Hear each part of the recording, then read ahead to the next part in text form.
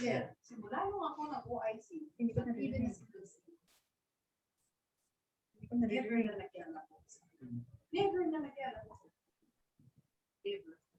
Tapos yung, para siya, ano na-release? May tao na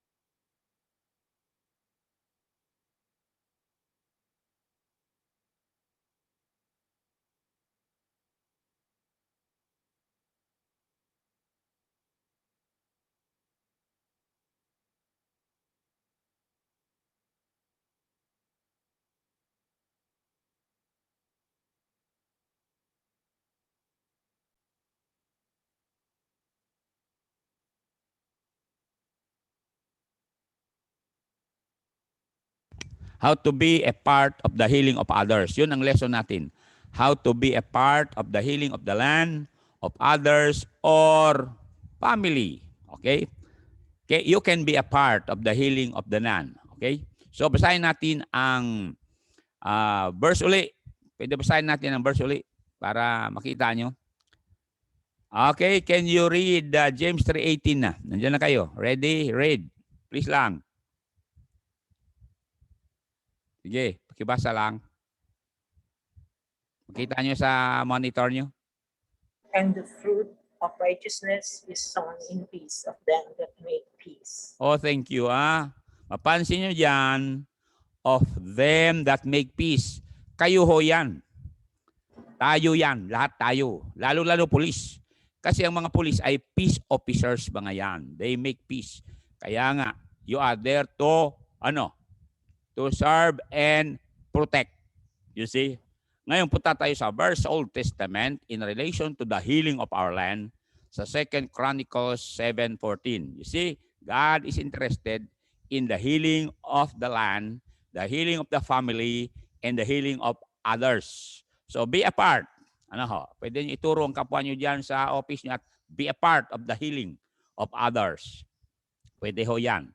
Sa 2 Chronicles 7:14, kita nyo rito na talagang interesado ang Diyos na ang bayan natin ay magkaroon ng healing. Okay? If you are there, can you please read that for us? Can you read that, please? My people Which are called by shall humble themselves and pray, and seek my face, and turn from their wicked ways. Then I will hear from heaven, and will forgive their sin, and will heal their land. Okay, mapansin nyo, sabi niya, heal their land. Pero may condition ito. Ang condition niyan ay tayo nakakaalam sa salita ng Diyos at nakakaalam na ang Diyos ay makapangyarihan sa lahat. Sabi ng Diyos, if my people, tayo yun. At sabi niya, humble themselves and pray. And seek my face and turn from their wicked ways. Ibig sabihin, repentance. So yan. And sabi niya, I will hear from heaven and I will heal their land. Totoo yan, we need to be healed. Our land is devastated with COVID. And there is no solution sa worldwide na pandemic na ito. Pero mag-pray na ako. Let's bow our heads. I will pray. Heavenly Father, here are my brothers and my sisters now. And I pray that we will be a part of the healing of the land, part of the healing of our family, part of the healing of individuals. So I pray for this, my brothers, my sisters now. Encourage them And I know, Lord, that all of us have problems, but problems have solutions. So bless my brothers, my sisters now, and those who are affected with the virus, that they will be healed, and protect these who are not yet affected, so that we will not experience the devastating effect of this virus. Again, Father, thank you for loving us. Thank you for sending your Son, the Lord Jesus Christ, to pay our sins on Calvary's cross. So bless us now, bless our country. In Jesus' name, amen. Okay, punta na tayo sa istorya ng isang little girl, little maid, and how she became a instrument of healing. Basahin natin sa 2 Kings chapter 5, 1-4.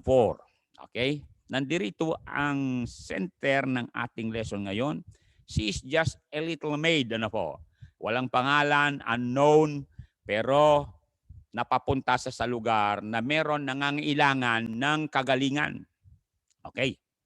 I want you to read that slowly para makuha niyong istorya Okay? Kung nandyan kayo, dahan-dahanin natin. Can you please read? Start. Now Naaman, captain of the host of the king of Syria, was a great man with his master and honorable, because by him the Lord had given deliverance unto Syria. He was also a mighty man in valor, but he was a leper. Yon. Ngayon, look at the next verse. Pakituloy lang natin sa next verse. Ready? Read.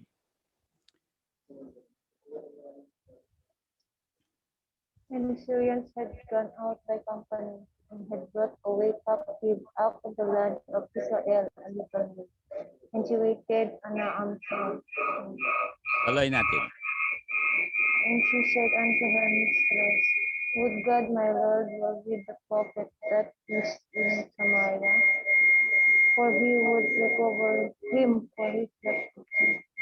Then, And one went in and told his Lord, saying, Thus and thus said the maid that is of the land of Syria. okay, gusto ko makita yun nung verse 3.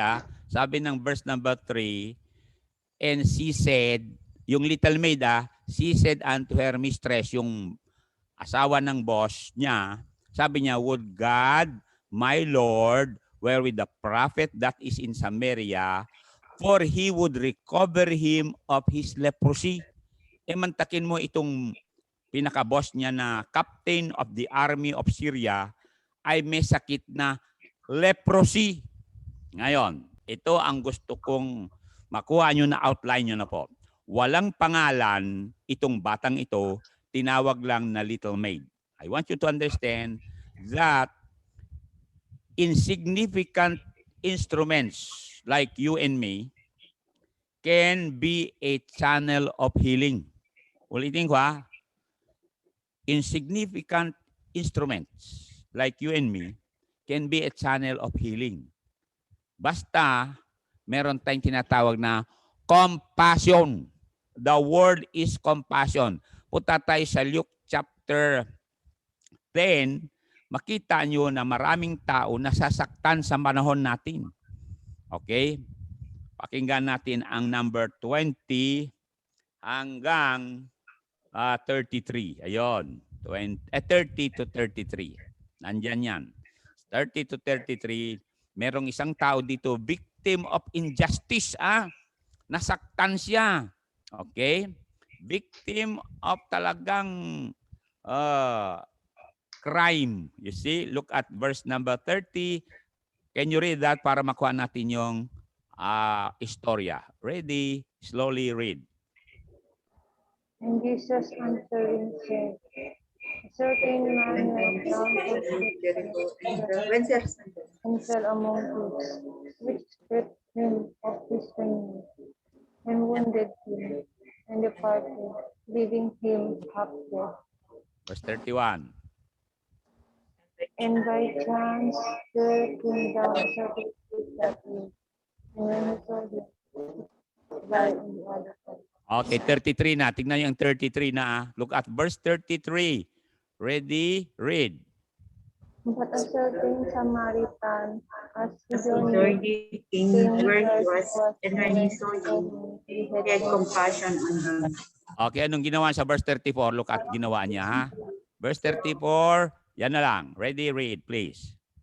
And went to and him went to and him bound up and his bound up wounds, his wounds, pouring in oil. pouring in oil and wine, and set him on his own beast, and brought him to an inn, and took care of him. He took Okay. care of it.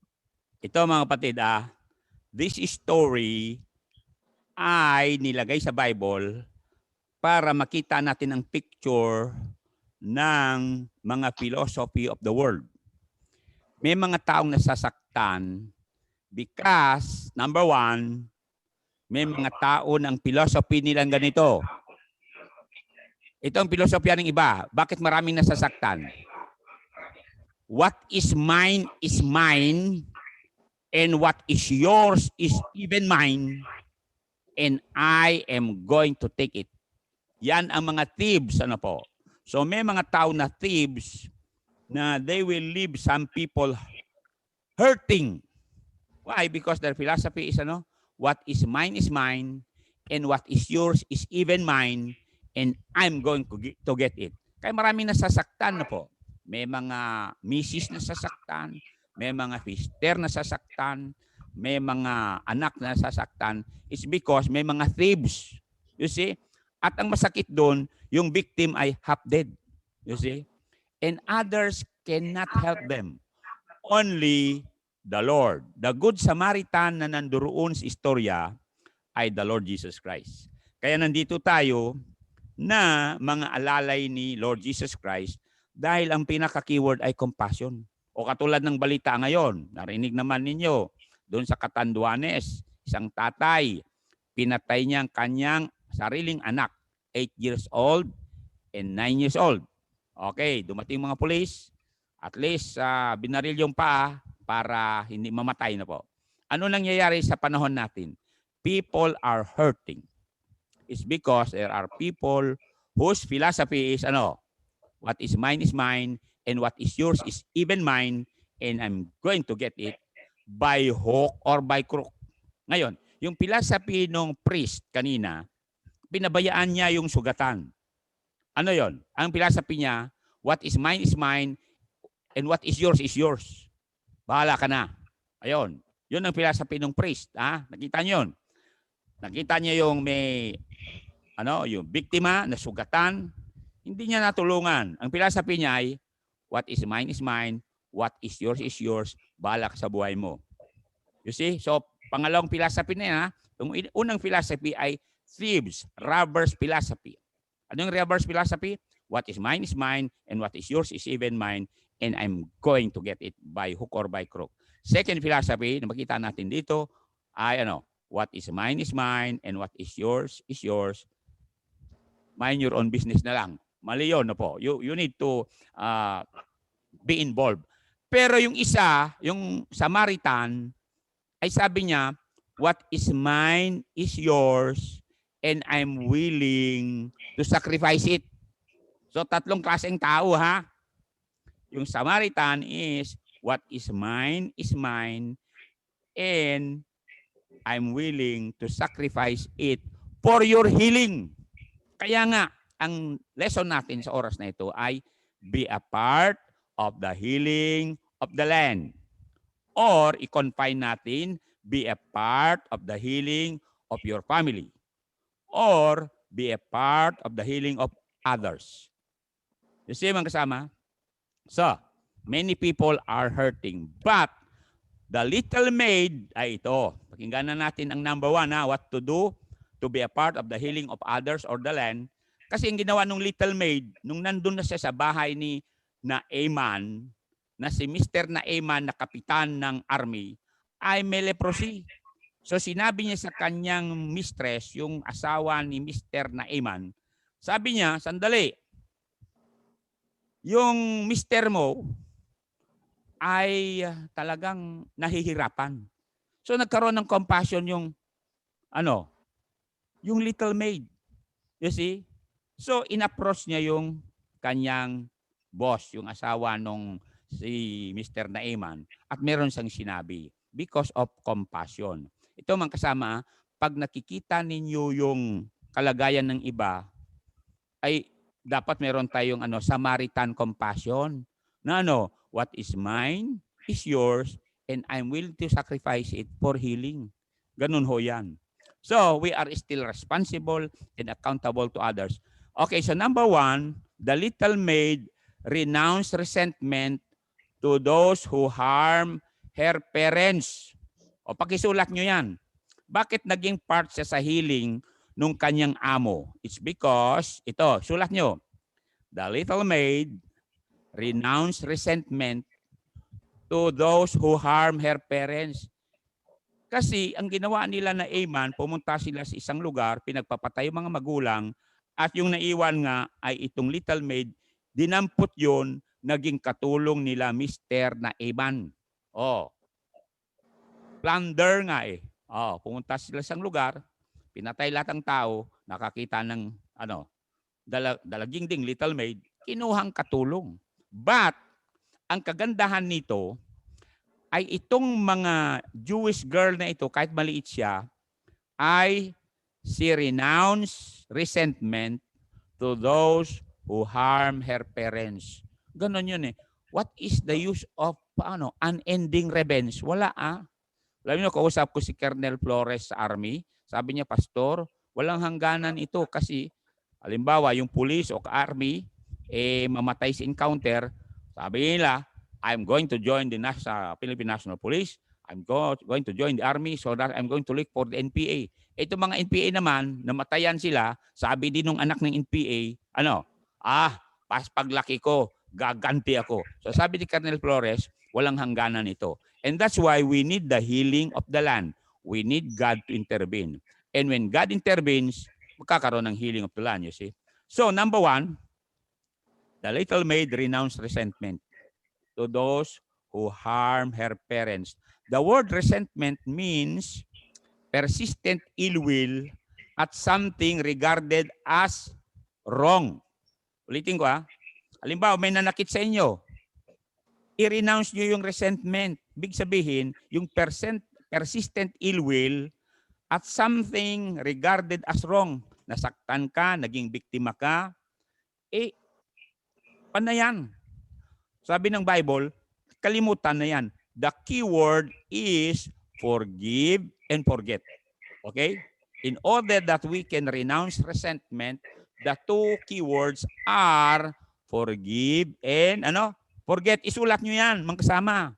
Dahil dito sa Matthew, basahin natin sa Matthew chapter 18, nagtanong si Peter. Sabi ni Peter, Panginoon, 7 beses lang ba ako magpatawad sa aking mga perpetrators? Sabi niya dito, pinggan natin 21-22. Matthew 18, 21-22. Para makita yung mga kasama na this is not the time to harbor resentment. Oo, mga kasama, wag natin alagaan yung ill will na yan. Bayang forgive and forget. Ready? Read. Please lang. Then came Peter to him and said, Lord, how often shall my brother sin, and I forgive them 7 times? Tuloy. Jesus said unto him, I say not unto thee until 7 times, but until 70 times 7. Yan. May the words of the Lord Jesus Christ sink into our hearts. Sabi ni Peter, will I just forgive those who had hurt me 7 times? Sabi ni Lord Jesus Christ, no, Peter, 70 times 7. Ilan yon? Multiplication. Matagay mo sa isang araw, forgive your brother or sister. Yes, 490 times. Kaya, meaning, talagang, you go to God and say, Father, forgive them for they don't know what they are doing. You see? Forgive and forget. Yung forget naman nakalagay dito sa Philippians 3:13. And yun ang dahilan kung bakit nakaabot ako sa level na ganito, mga kapatid. Dahil I've learned to forgive and forget. Ready? Kung nandyan kayo, Can you read that about forgetting to, It takes time to forget, but when you read this and ask the Lord to guide you, go ahead and read. Please lang. Brethren, I count not myself to have apprehended, but this one thing I do, forgetting those things which are behind, and reaching forward unto those things which are before. Napansin nyo, sabi niya, forget the things that are behind, yung mga bitter experiences, and then yung goals mo ngayon, yun ang priority mo. You see? Para magkaroon ng healing. Pinag-usapan natin dito healing Ano ho? Dahil gusto ng Diyos na magkaroon tayo ng peace of mind and heart.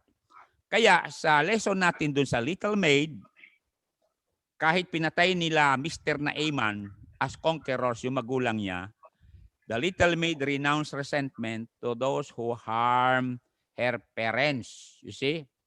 Now, punta tayo sa number 2. The little maid reset her heart on serving her master. Okay, number 2.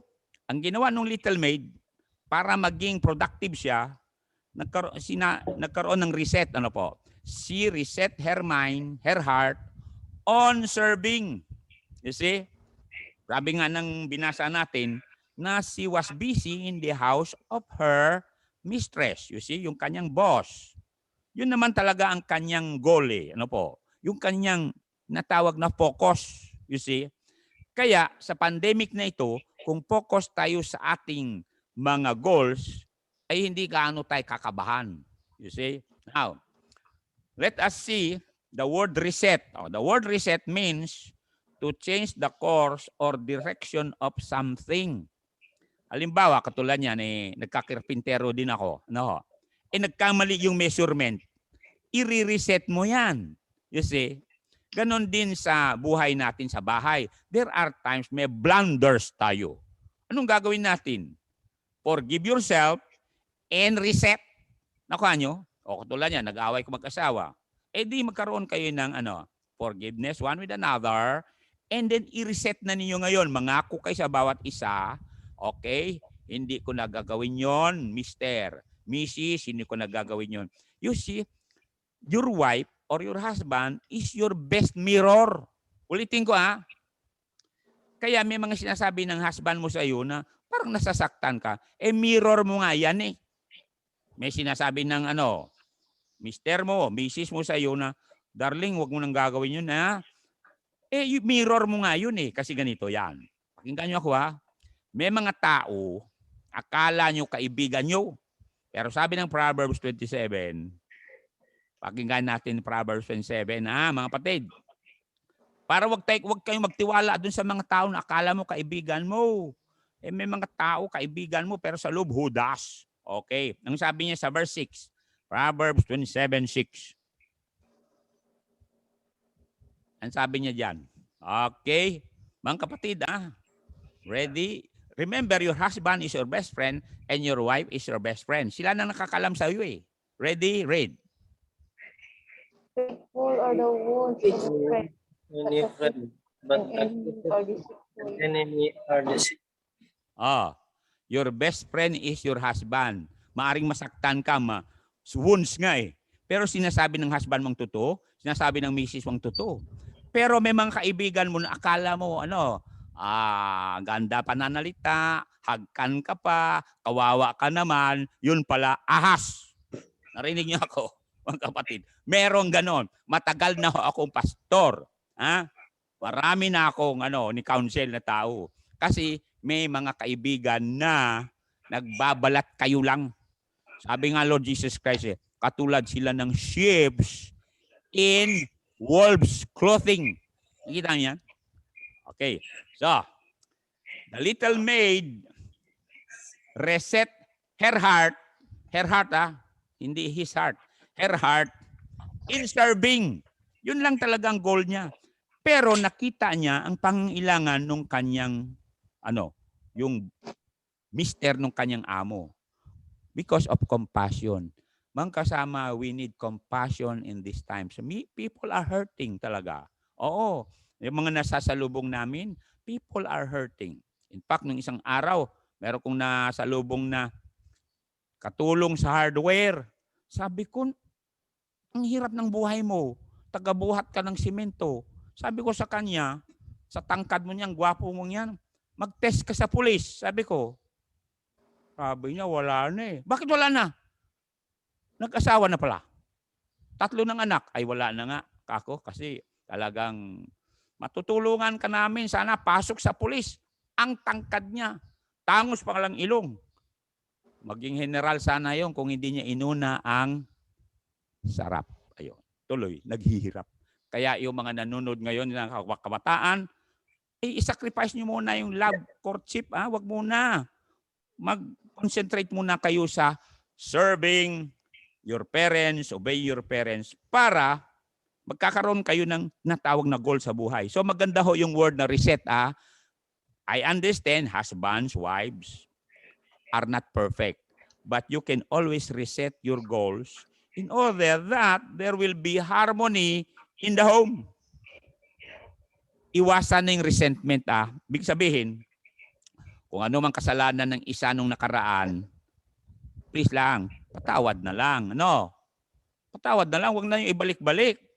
Kasi delikado ho yan.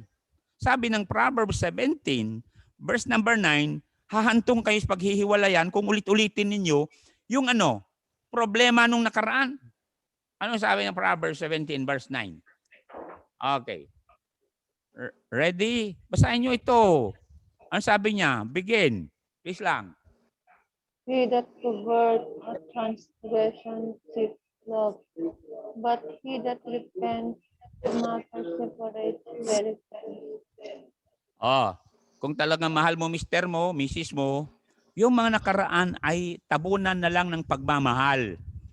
Wag na wag raw ulit-ulitin yung mga kasalanan ng isa dahil hahantong yan sa hiwalayan.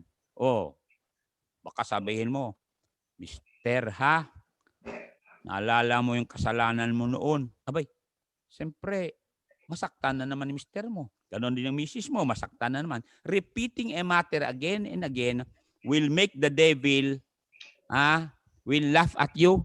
Kasi ang gusto ni devil nga ay maghiwalay kayo. Nakalagay sa Bible yan. Pakinggan ninyo itong Matthew 12:25. Mga kasama, naalala nyo sa Garden of Eden, di ba? Bakit napalaya si Adam and Eve sa ang gandang hardin, ang gandang buhay? It's because may devil. Tingnan nyo ito. Okay? Ready?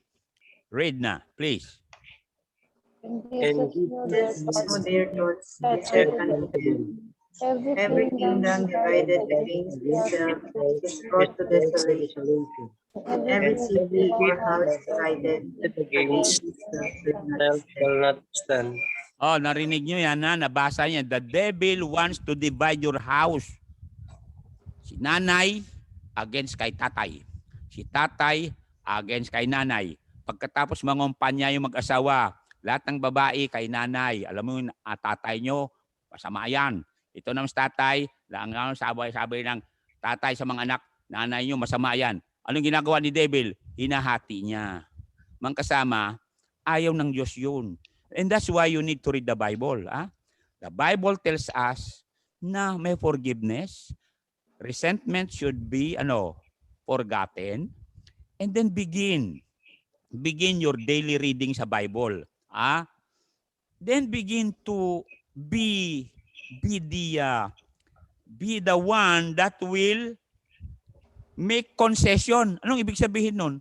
Ikaw na lang ang aatras. Nakita nyo? Naalala yung kwento ko noon?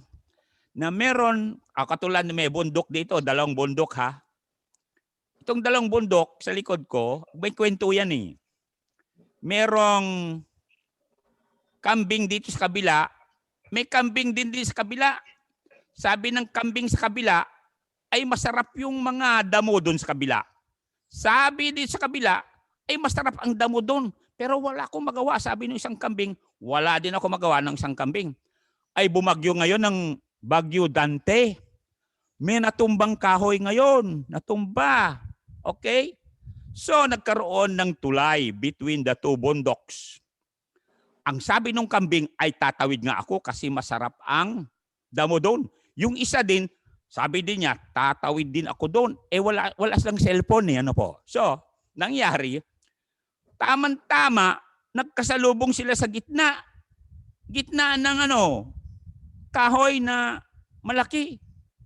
Ay kung maglaban sila, parehos lang mahulog. Sabi nung nakakatanda, hihiga na lang ako. At hinayaan niya yung batang kambing na aapak sa kanyang likod. Para nung tapos nang dumaan yung isang kambing sa likod niya, doon na lang siya tumayo at pumunta sa kabila. You see, may blessing silang dalawa dahil yung nakakatanda, nagpakumbaba.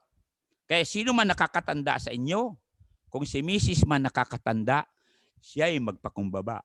Kung si Mr. man nakakatanda, siya ay magpakumbaba. Huwag yung kalimutan yung istorya kong kambing, ha? Narinig nyo ako? Dahil ganun ang buhay eh. We need to understand that life is so precious and there are children who will be sacrificed if we are selfish. Huwag na tayo maging selfish. Kasama. O tingnan yung babae dito sa 2 Kings chapter 5, di ba? Hindi siya selfish. Sabi niya, doon sa Israel, may propeta doon na pwedeng gagaling itong aking amo na araw-araw nangangati sa kanyang leprosy. Ibig sabihin, yung amo niya talagang magulong buhay. O ito mga kasama, maraming tao ngayon magulong buhay. Ang gulo. Ako bilang pastor, inaayos ko yung mga problema ng iba. Ito, nasasalubong ko yung iba. Tagal nang nagsasama, may mga anak, hindi pa kasal. Sabi ko, bakit hindi kayo magpakasal? Sabi nung isa, pag nag-away kami, maghiwalay kami. Yung bang solution? Hindi solution yan. Hindi ganon. Balik tayo doon sa philosophy nung isa. Anong philosophy nung isa? What is mine is mine. What is yours is even mine. And I'm going to get it by hook or by crook. Mali yun. Yun ang mga tao hindi nagpapakasal. Yung isa naman, dumaan lang, walang nagawa. What is mine is mine. What is yours, bahala ka na. Walang pakialam. Pero yung Good Samaritan, what is mine is mine. And I'm going to sacrifice it for your healing. Ganun yan mga kasama. We are here for the healing of others. Look at Proverbs 21:10. Tingnan nyo. Or 10:21. Nanyo ito mga kapatid. Nasa little maid tayo. Little maid who had compassion on her boss or the husband of her boss. 10:21. Okay, tingnan niyo itong 10:21. Can you read that, please? The lips of the righteous feed many, but fools dies for what Tingnan niya na. Yung daw pag-advise nyo, your lips can feed many. Anong ibig sabihin yan? Ang ibig sabihin yan ay may mga tao ma-advise nyo, mabigyan nyo ng advice, and they will begin to become productive. See? They will forgive people, they will begin to be industrious. At experience ko yan. Tingnan nyo ang experience ko I said, may mga na-solve na problema. O tulad yan, I was able to share yung tinatawag na ITP, internal transformation, okay? Program. Ano yung nangyari? Na-evaluate ng isa, nga pala, sabi niya, alak, magkano yan? Sigarilyo, magkano yan? Pagtaya ko sa, nga pala, araw-araw nagtataya ng weteng. Malaki yan. You know what? When I began to share and show to him na you need to accept Jesus kasi without Jesus, hindi mo maiwasan yan. You know what today? Nakakabili na ng mga dapat bilhin. And that is what the Proverbs said. The Proverbs said, the lips of the righteous feed many. Ganon ho yan sa buhay nito. And that's why, be a part of the healing of others. Okay, meron awit dito na aking tinandaanan. So, ganito ang awit na ito. Pakinggan ito. Look all around you, find someone in need. Help somebody today.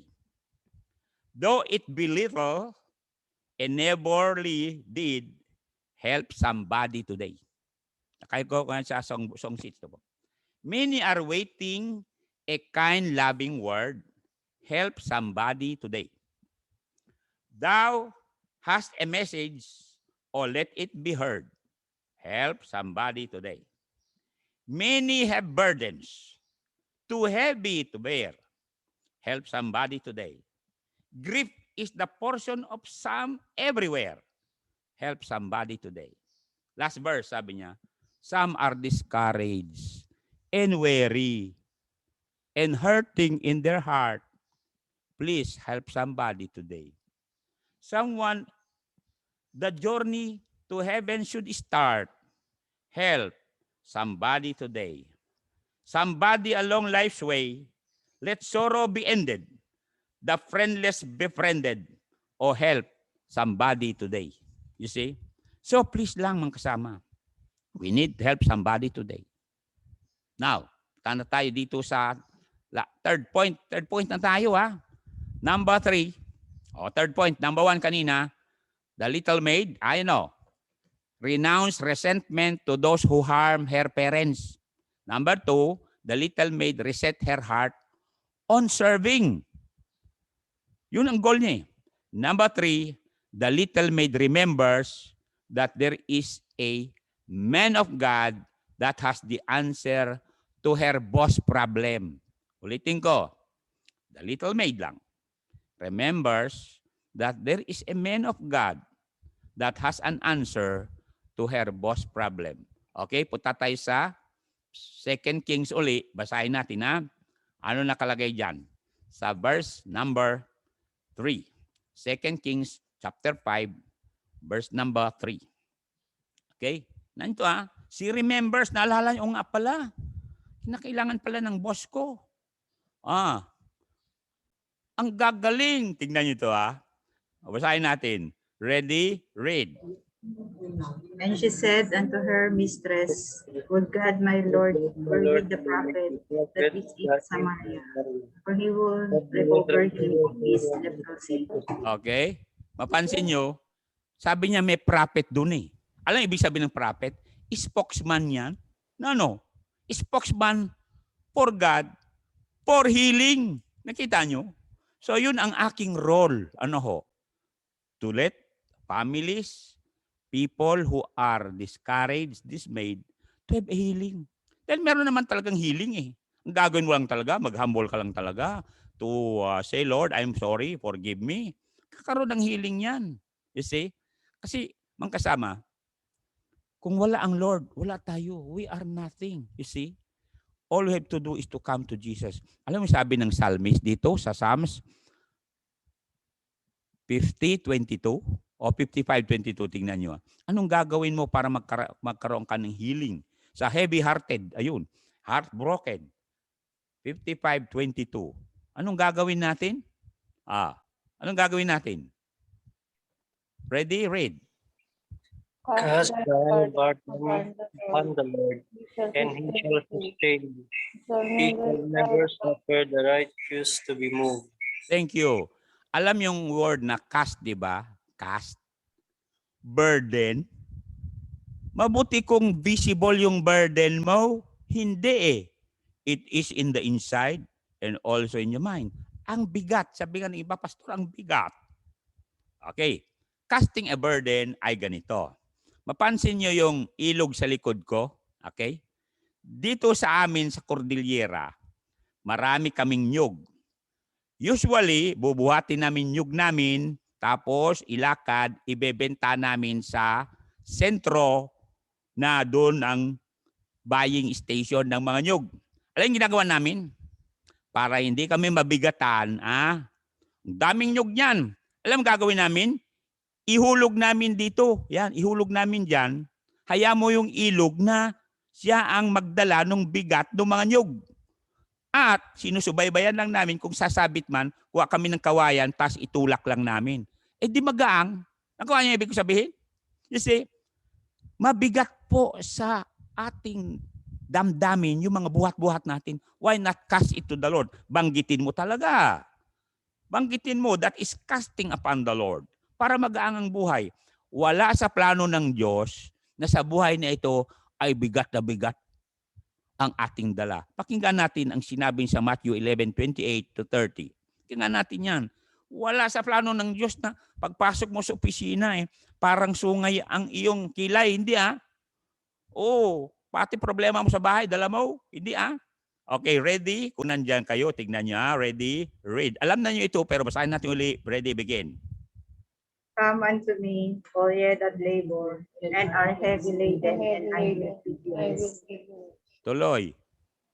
Take my yoke upon you, and learn of me. for I am meek and Meek and lowly in lowly in heart, heart, and and ye ye shall shall find find rest rest unto your souls. For For my my yoke yoke is is easy, easy, and and my my burden is burden is light. Narinig nyo yun? My yoke is easy and burden is light. Yun nga ang gusto ko mangyari sa ating lahat. I pray na all of you will come to the level na yung burden nyo, meron nga pero light. Nakita nyo? Ang nangyayari kasi is we are still carrying the burden of yesterday and we are worried about the burdens of tomorrow. Pwede ba? Kung ano yung burdens today, yun lang asikasuhin nyo. Hindi yung nakaraan ay nakaraan na. Pwede bang putulin na yan? Cast your burden nga, sabi ko I pray that you will come to that level na katulad ko na I've learned to let the bygone be bygone and let the future be in the hand of the Lord. Kasi wala naman tayong magawa bukas. Alam nyo ba mangyayari bukas? All you have to do para bukas ay aawit kayo. Alam niyo siguro yung sabi, because He lives, di ba? Because He lives, I can face tomorrow. Because He lives, all fear is gone. Alam niyo yun, di ba? You see, punta kayo kasi mag-download kayo ng awit. Katulad ng awit na I know who holds tomorrow and I know who holds my hand. Okay? Meron yan dito Tingnan nyo Babasahin ko yung message na I know who holds tomorrow. Ngayon, do you know who holds tomorrow? If you know Him as Jesus, pinakamapalad ka sa lahat ng sanglibutan. Bakit? Makapangyarihan si Jesus sa lahat. Oo, hawak niya lahat. And remember, nothing happens to you without His permission. Sabi nga niya, tingnan mga ibon. Hindi naman mahulog mga ibon yan na hindi ko papayagan. I know who holds tomorrow. Ayun, pakinggan nyo Basahin ko lang yung I know holds tomorrow. Pwede i-download yan. Meron yan Okay? Sabi niya rito, I don't know about tomorrow. I just live from day to day. I don't borrow from its sunshine, for its skies may turn to gray. I don't worry about the future, for I know what Jesus said. And today, I'll walk beside Him, for He knows what is ahead. Shepherd siya sa Psalms 23. Alam niyo yan, di ba?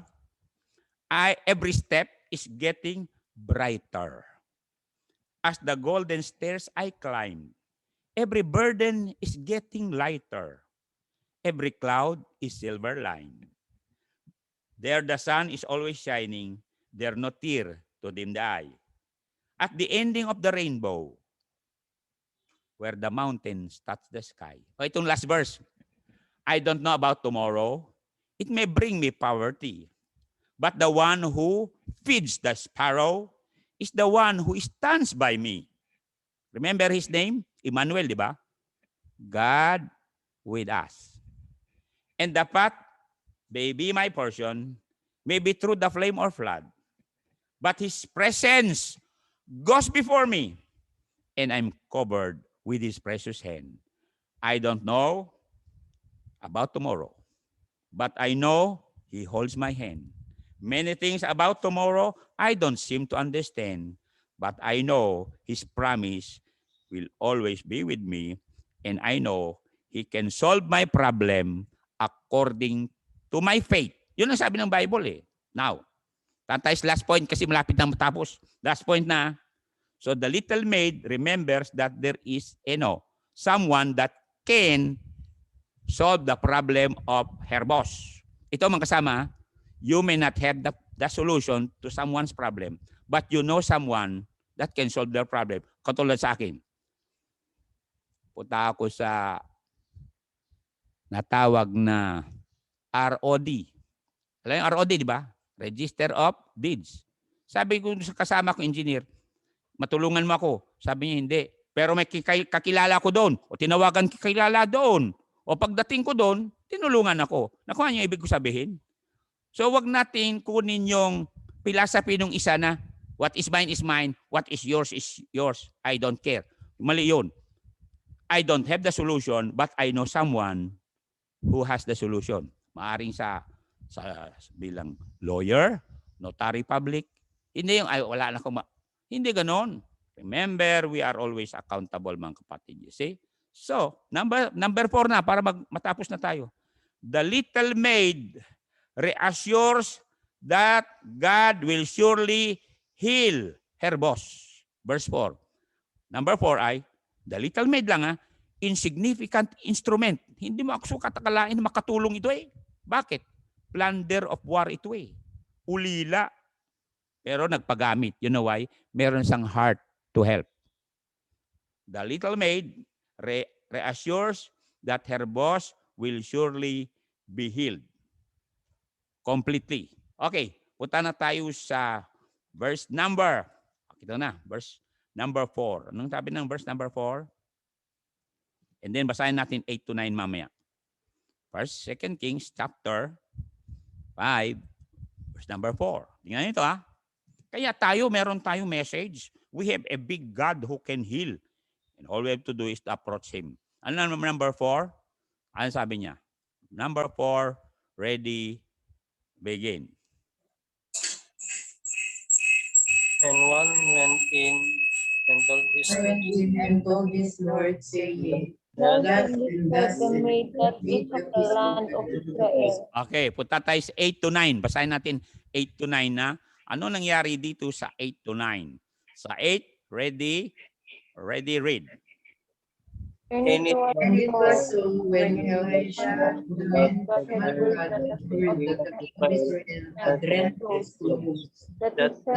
to the king, saying, Wherefore hast thou rent thy clothes? Let him come now to me, and he shall know that there is a prophet. Next verse. So Naaman came with his horses and his food to the door at the door of the house of Elisha. Then, ano nangyari?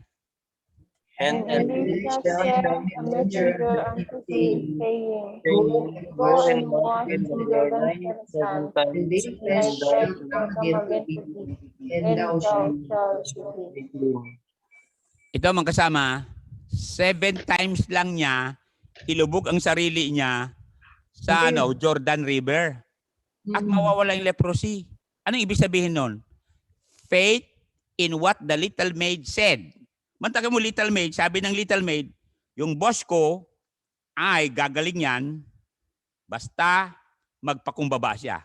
Ang pagpapakumbaba ay dip yourself 7 times in the Jordan River. May pag-asa pag nagpakumbaba tayo sa harapan ng Diyos. Alam mo yung ginawa talaga ni ito si Naaman nito? Nagpakumbaba siya. The Bible said mantakin mo Ito yung healing power ng ilog na ilubog mo lang sarili mo ng 7 times, tapos mahil ka na?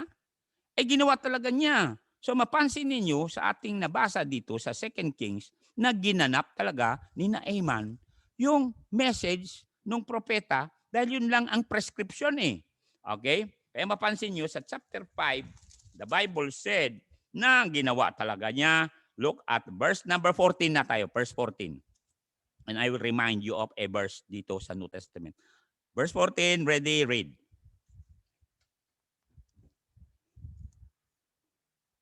Ready? Please lang. Then went, Then went he down and dipped himself 7 times in Jordan, according to the saying of the man of God, and his flesh came again like unto the flesh of a little child, and he was clean. Okay. I want you to see now na lahat ng nakikinig sa atin ngayon can also be cleansed. With 7 words, 7 times ito, pero 7 words, a person will be cleansed with all the sin that was accumulated in her soul. Dito sa New Testament, here is the prescription na pwedeng ma-cleanse tayo spiritually. Luke 18:13 and 14. Tingnan niyo ito Luke 18:13 and 14. Andito pa lang spiritual cleansing. Dito pala tayo mahil. Okay? Ready? Read. And the publican standing afar off, far off would not lift up so much as his eyes unto heaven, but smote but upon his smote breast, upon his breast, saying, God be merciful to me, a sinner. Verse 14. I tell you, this man went down to his house justified rather than the other. For everyone that exalted himself shall be abased, and he that humbled himself shall be exalted. Thank you. Ngayon, look at the 7 words lang binanggit nung publican. 7 words is God be merciful to me, a sinner. 7 words. At sabi ni Jesus, dahil nagpakumbaba, nagdiretso ang kanyang pag-confess sa Diyos, God said, nag-humble siya, kaya siya ay na-save. So 7 words. Sa Old Testament, 7 times lumubog si Naaman, na-cleanse siya. Kung sino man nanonood sa atin ngayon, when they say, God be merciful to me, a sinner. 7 words. So kung sino man sa atin ang hindi pa saved, just humble yourself and say, God, be merciful to me, sinner. Okay? So let us pray now. Please follow me sa prayer na ito. Okay? Bow your head and pray with me. Sige. Lord Jesus, you are willing to forgive me You are willing to forgive me when I confess my sins directly to you. when I confess my sins directly to you. Forgive my sins, Forgive my sins, save my soul, Save my soul, write my name write write my name in heaven.